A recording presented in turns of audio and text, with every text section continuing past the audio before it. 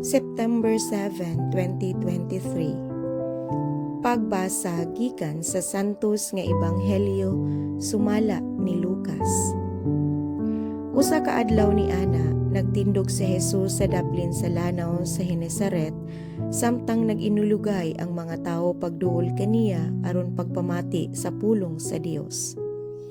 Didto sa lapyahan nakita niya ang duha ka sakayan nga gibiyaan sa mga mangingisda. Kay nang waswas man sila sa ilang mga pukot.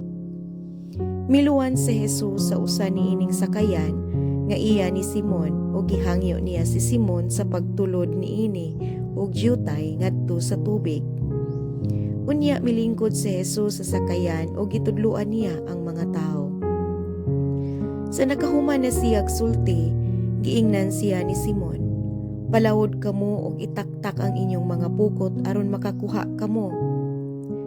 Si Simon mitubag, "Magtutudlo, naghago kami sa tibuok gabii ug wala kami nakuha. Apan kay nagsugo ka man, akong itaktak ang mga pukot." Ilang gitaktak ang mga pukot ug hilabihan kadaghang isda ang ilang nakuha nga tungod niini ang ilang mga pukot hapit na magisi. Busa gikamay nila ang ilang mga kauban didto sa laing sakayan aron muduol og mutabang kanila. Nanuol ang ilang mga kauban ug ilang gipuno pag-ayo sa isda ang duha ka sakayan. Nga tungod niini hapit na sila malunod. Pagkakita ni Simon Pedro sa nahitabo, miluhod siya sa atubangan ni Jesus ug miingon, "Palayo kanako, Ginoo, kay makasasala ako." Natingala siya og ang iyang mga kauban sa kadaghan sa isda nga ilang nakuha. Natingala usab sila si Santiago ug si Juan, ang mga anak ni Zebedeo.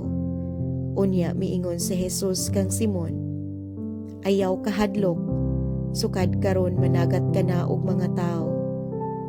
Ug dinahik nila ang mga sakayan ug gibiyaan ang tanan ug misunod sila kang Jesus.